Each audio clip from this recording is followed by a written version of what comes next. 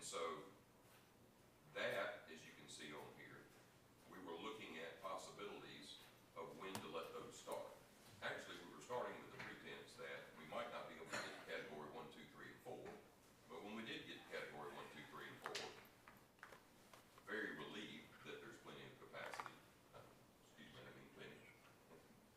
But there is capacity to be able to handle those. So kind of the next question is, we know we can't handle 1,918. We know that there is a possibility, but no guarantee, that Blake may find additional ways to be able to increase the capacity that he has today. Technologies by utilizing chemicals, technologies by potentially having a couple wet wells constructed and timing our lift stations to when they're actually pumping in. Possibly even working with a municipality that's adjacent to us to have an additional capacity. So what we were looking at is, in essence, a small hold period to give Blake, and working with Harvey, more opportunity. So we've answered the big question. Can we handle everything that's under construction today and everything that's requesting a will serve letter? And that answer is yes, definitive yes. The next question is, how much more capacity is there? And I think there needs to be a little bit more study associated to that before he actually has an answer. But what we were thinking our way through is, let's say Blake comes back and says, you know what, I've analyzed this, I've got a few more tools in my toolbox, and in the reality, we can come up with another 100,000 gallons. So that's an average of 400 homes. So how do you allocate those 400 homes out of the 1,918? Because one thought process was, some developers may come out and say, well, I want to try to get my hands on that capacity as quickly as possible, so I want to go ahead and file engineering plans on my next 8 phases. And if I can get in line first, then I'm going to get that capacity.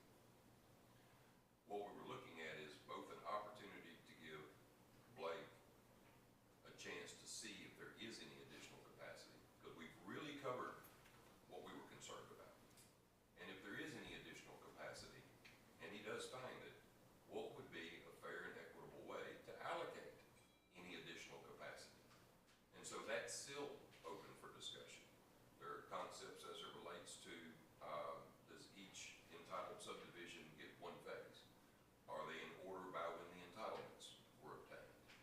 Are they in order by where they're located within a certain portion of the town? There's many different criteria that I think Ed could look at and work with the board to determine this is a fair and equitable way to allocate any additional capacity.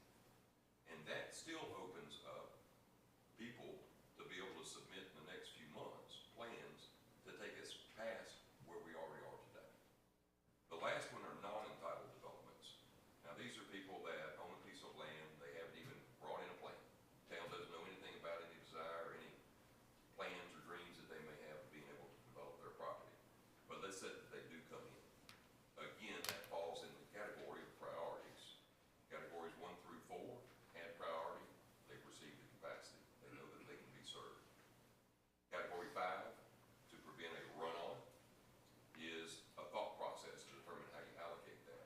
Category 6 is in essence a hold period up until a point that you can determine if they started the development, by the time they finished the development, then the homes were constructed, and then by the time the homes were constructed, they actually meet and intersect with when all the improvements are done, and Blake has the capability of being able to treat 3 million gallons a day, and there's no issue.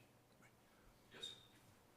At our last meeting, I believe it was, we talked about when the 2 new basins come online, they'll have a capacity of 1 million gallons each, and the existing plant will be taken down for renovation.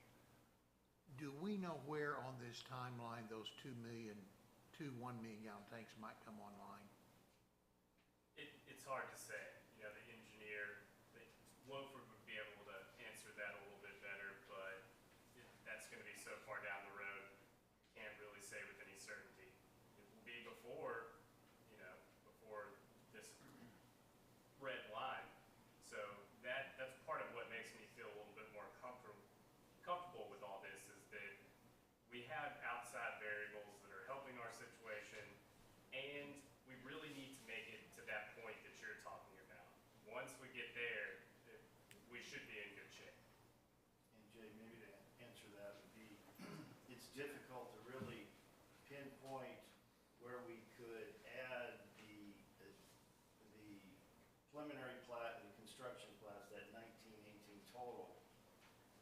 without getting our project bid and have a definitive end date based on, we bid it, we have the cost, we're gonna have it paid for, we have a definitive, end date that it's gonna be online, and if they don't meet it, then there's liquidation damages. From that point, so until we have that bid, we don't know where that end is, then from that end point, now we can plug this back in Backwards.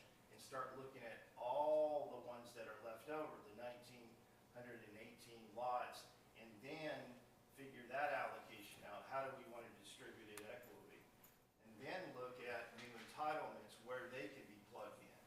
Now, with that being said, we have two options that, one option that I think is very fair, and I think we briefly talked about it. One would be where a developer comes in today and decides, okay, I understand where you're at.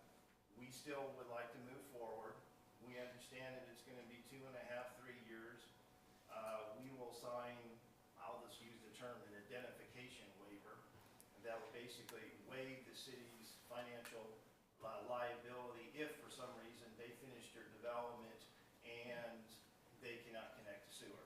I'm okay with that, because if nothing else, it just makes it so that we don't have a log jam and everybody's waiting to start again. We could move forward with that. Will everybody do that? No. Most developers are not probably financially capable of doing it, but some will do that. And I think that's a fair waiver to consider as part of the approval process. I agree. I got a question. What about, you talking about if somebody come in and just say Monday to start, what would be the problem with saying, okay, you can go ahead and do your dirt work, but you won't get a house permit for 2 years or 3 years? Can you do that? Well, I was looking at, we could do it that way if you like to break it up that way, but I was like, if you want to move forward and indemnify the city from any liability, you can go through the whole process. You can have the house built. We won't give you a CO until the day that it's online, and then you connect to it. I would go even further, if they want to do that. It would I be, mean, just that's a be the huge- amount of risk they wanted to take. That is correct. If I may, I'll answer your question a little differently. Let's say somebody comes in Monday. Best case scenario, it's probably 9 to 12 months before they can move dirt. If there's a rezoning involved, that's 2 to 3 months. Then they gotta go through the construction drawing process, the development agreement, and then they begin the dirt work, as you said. You're looking, if somebody come in Monday, they're probably looking at next, May or June before they can pull a building permit. And so, to follow up on your point, at some point that risk starts to go down a little perhaps.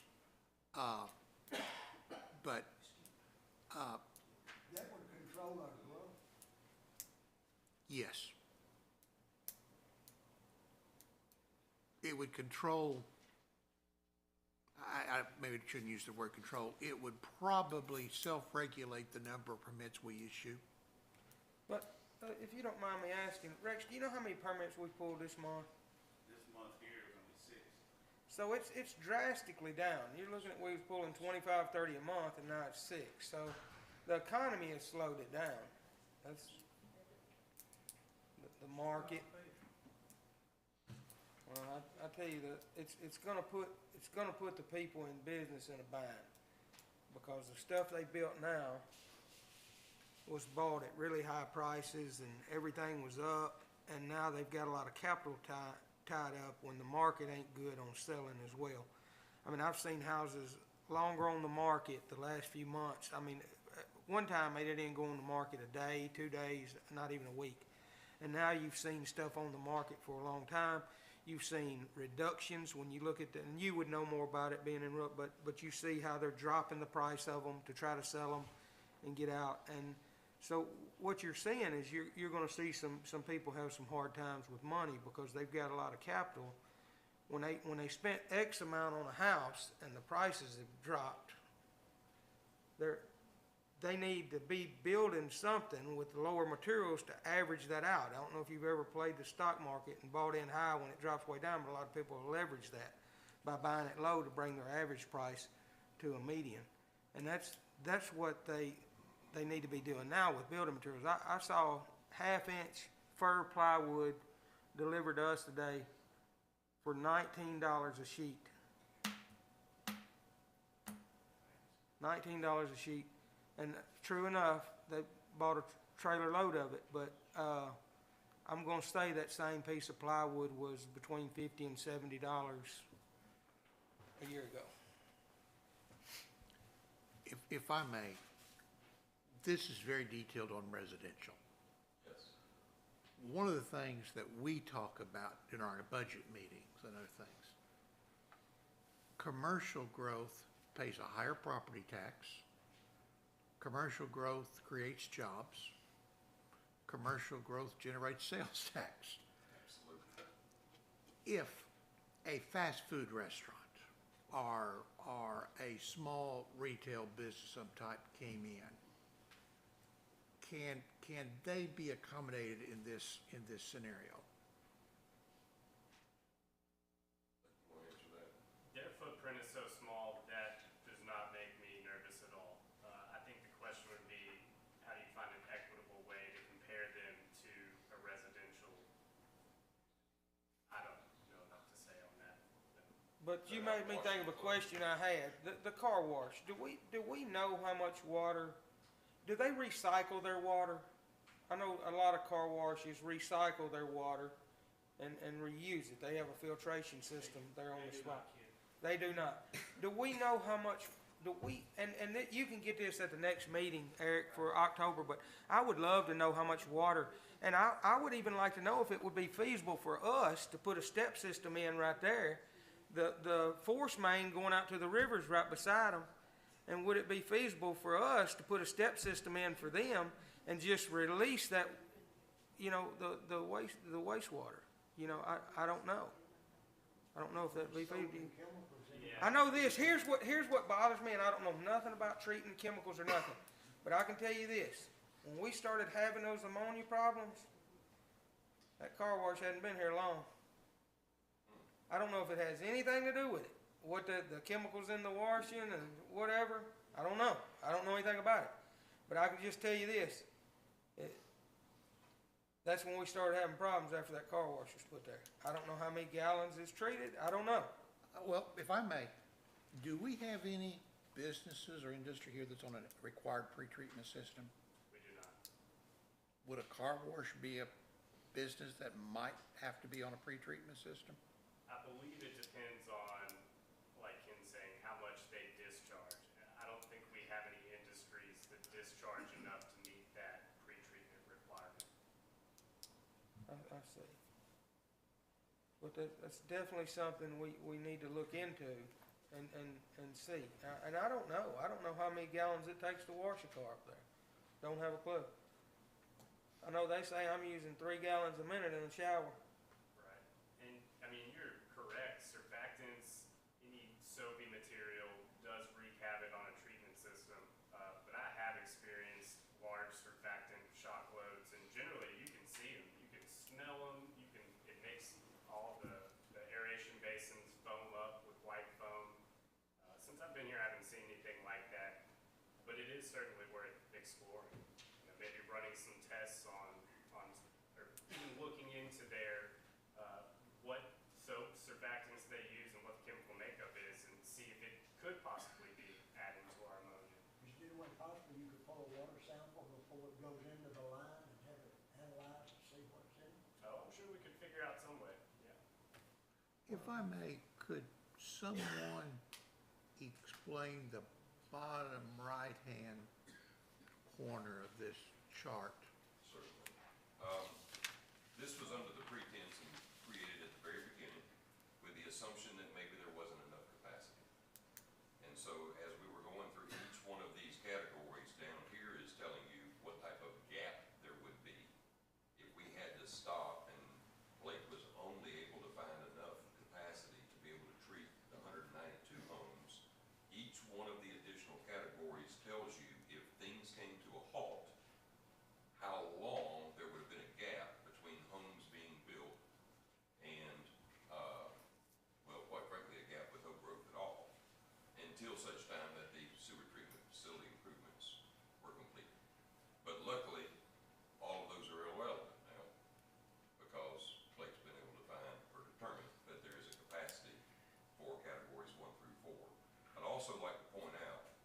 assuming that all 1,918 of the entitled lots actually ended up being developed and built upon. Now, keep in mind, 600 of these has been entitled for over 22 years. So this isn't anything that's just, it happens quickly. But if all of those were done, then that adds another 479,500 gallons per day to bring you to a cumulative, meaning everything that Oakland currently knows about that could potentially be developed and built on and lived in, brings you to a total of 772,500 gallons per day. Then a rough calculation, if the end result is 3 million gallons a day, leaves a capacity above and beyond everything anyone knows about of 1,227,500 gallons per day, which is roughly about another 5,000 homes. Which is about what we have now, you think, or a little less? Our water billing is just over 5,000, am I correct? And so that's about what we have now. So we would double it, we would have enough to double in size. But that goes back to the basis for the design of the plant, if you'll recall. That this plant should last us to 2035 to 2040. Now is probably not too early to start thinking about what the next improvements would look like. And more than likely, those will be more regional plans. Well, from what I hear, that's gonna be totally more complex than the last one because of the 3 million per day permit releasing into a little stream. And I don't know if that's rumor or what, but I'm hearing that everything over 3 million was gonna have to be more or less take a regional plan to get it to the Mississippi River. Yes, that's exactly right. And if I can add one last item and then answer any other questions that you may have. One of the other things that I was hearing on a regular basis is, well, Blake's not willing to sign a will serve letter, so we don't have any capacity. There's problems with our system. Heard it from many sources. And I hold a lot of professional licenses, and quite frankly, slap me if I say anything I shouldn't. Blake's not really the person that needs to be signing. I'm glad you said that, because I've been checking on that. And you know, we're the only town that I've talked to that takes those letters to the wastewater treatment guy for signature. And so, Mr. Minor, if you could look up and figure out that we need to allow our town administrator and our mayor to be able to sign those letters, or any director that they deem necessary. And we need something with that language on it for our October meeting. And if you could do that, and do y'all agree? Yeah, they are represented. That's right. And so we need to get that and to make sure that we can either do it now anyway, because I've heard we could. I heard there was 3 people here that could sign them now. And I heard that was the administrator, the mayor, or a designee. It don't even say wastewater, it's a designee. But we need to determine that language. I'm glad you brought that up, because that's something that we could be in a bind in just like that, if with only one person doing that. I agree with that. And I actually emailed Jennifer Dodd. She's the person we send those will serve letters to for just kind of clarification on a few things, that being one of them. Also, I wanted her to clarify what the wording saying that we had conducted analysis actually meant. And I asked her, did that just mean, you know, and someone with understanding of wastewater in our system, their opinion, you know, does it need to be a certified engineer? Does it need to be, she's yet to get back to me, sent that last week, but hopefully she can clarify that for us as well. I'm gonna say that analysis was done with this sheet. I agree. I think, you know, with my having looked back at historical data, looking at the plant that in depth with this wonderful, you know, spreadsheet and looking at breaking down exactly what numbers we're looking at, I don't see how that wouldn't be sufficient for them. Are y'all aware of how we're dealing with that stuff on that screen right now? Have y'all ever been up there and see what they have to do right now when that screen we have now catches stuff?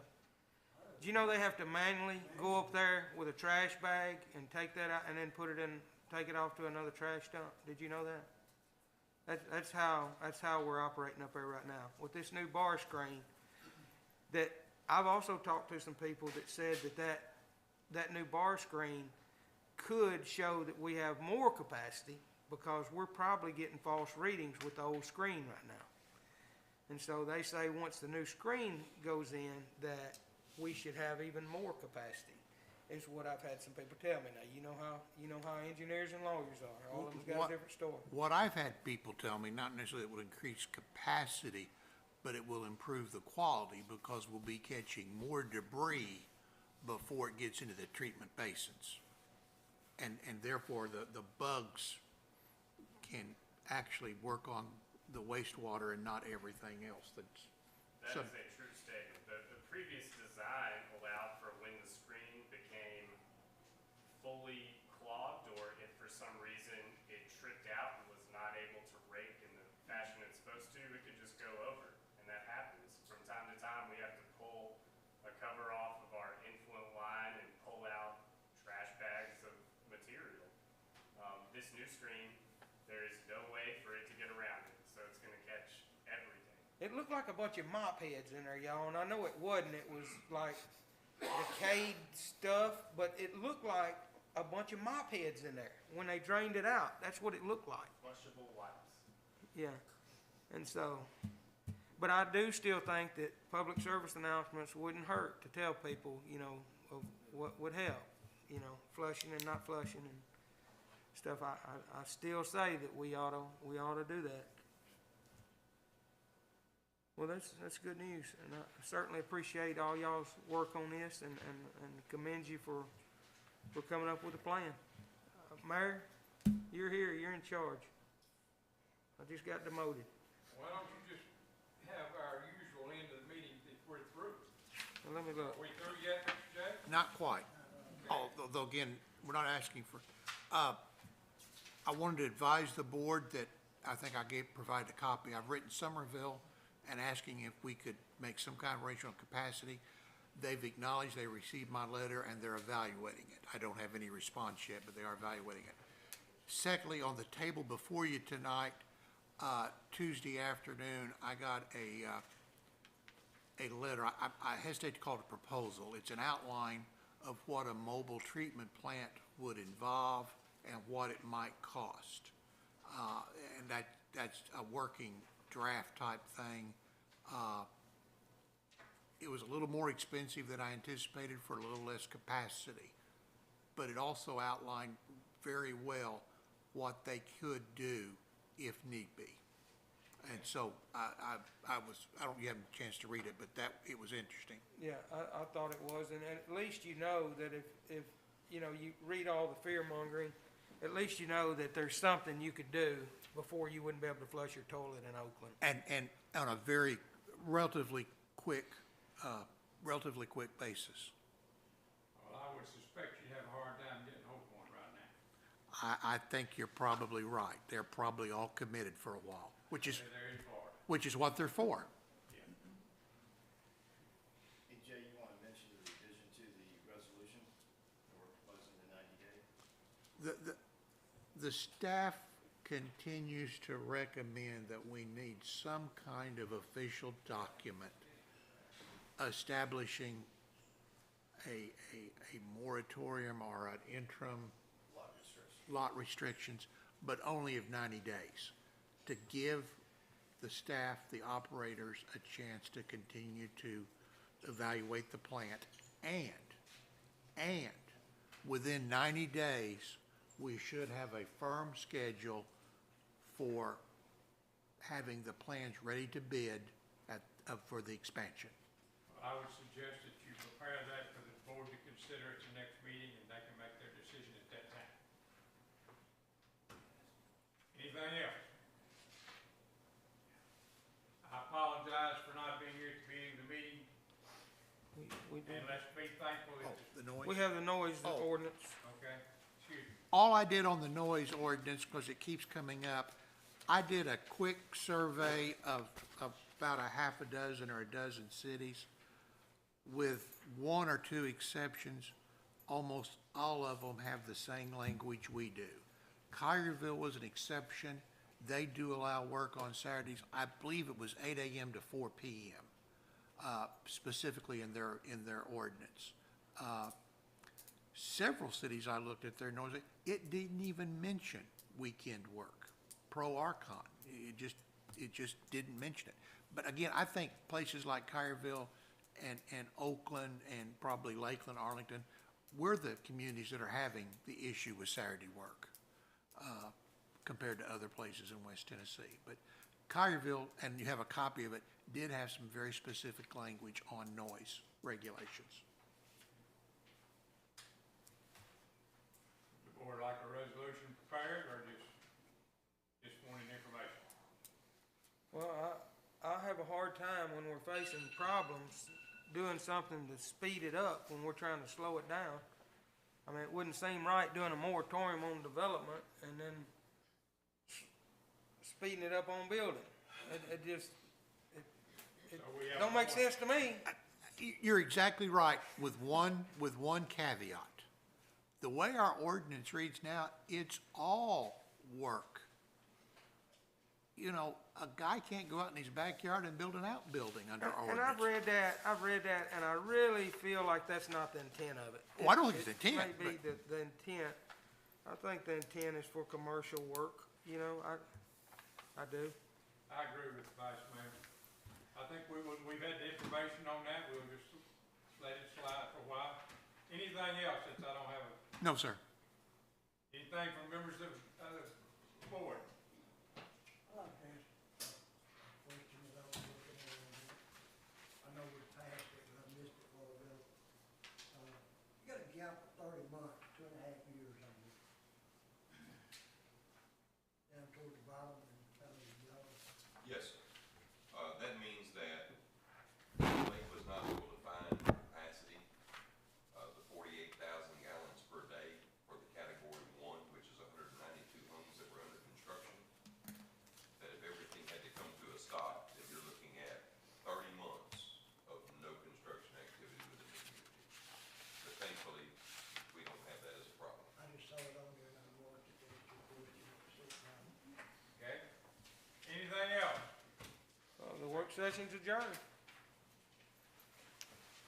Thank you.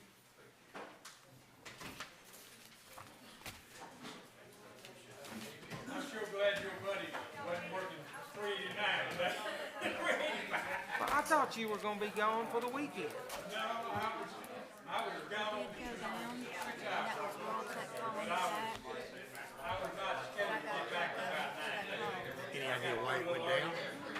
How you doing, Miss Carolyn? Computer shut down. It wasn't the internet, it was the computer shut down.